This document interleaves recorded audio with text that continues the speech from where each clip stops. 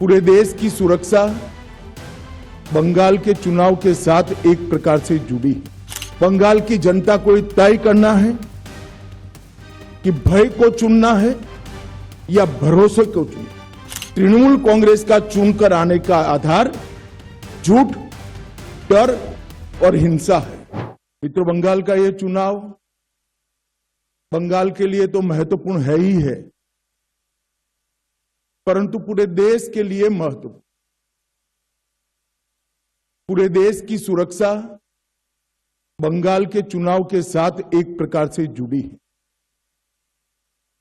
असम में भारतीय जनता पार्टी की सरकार बनने के बाद असम से घुसपैठ कमोबेश समाप्त हो गई।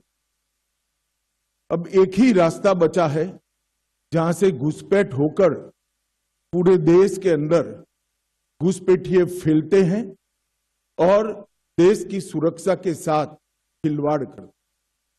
इसलिए बंगाल का एक चुनाव बंगाल के लिए महत्वपूर्ण है कई मायनों में, और देश की सुरक्षा की दृष्टि से देश के लिए भी महत्वपूर्ण। भारतीय जनता पार्टी ने तय किया है कि तृणमूल कांग्रेस के शासन के खिलाफ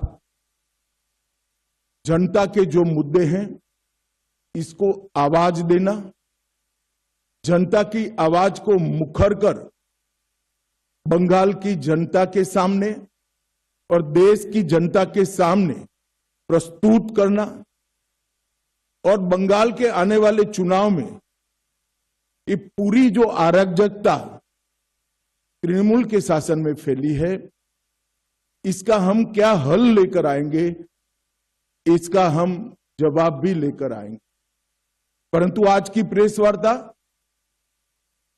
तृणमूल कांग्रेस की इस सरकार के 15 साल के शासन के खिलाफ हमारा चार्जशीट, ये आज की प्रेस वार्ता का मुद्दा है।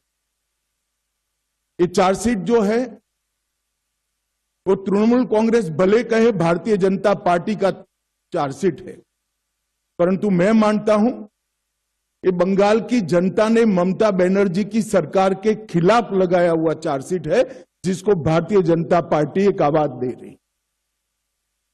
एक प्रकार से आने वाला चुनाव बंगाल की जनता को तय करना है कि भय को चुनना है या भरोसे को चुनना।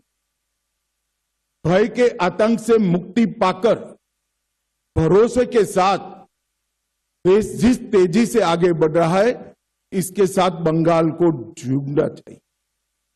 ये तय करने का चुनाव है। विगत 15 सालों में भय, भ्रष्टाचार और भेदभाव की राजनीति चल रही है।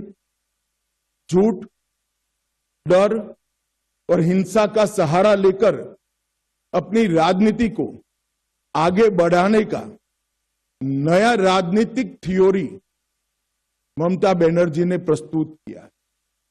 कोई भी सरकार को चुनकर आने का आधार जन कल्याण के काम होते हैं। तृणमूल कांग्रेस का चुनकर आने का आधार झूठ, डर और हिंसा है।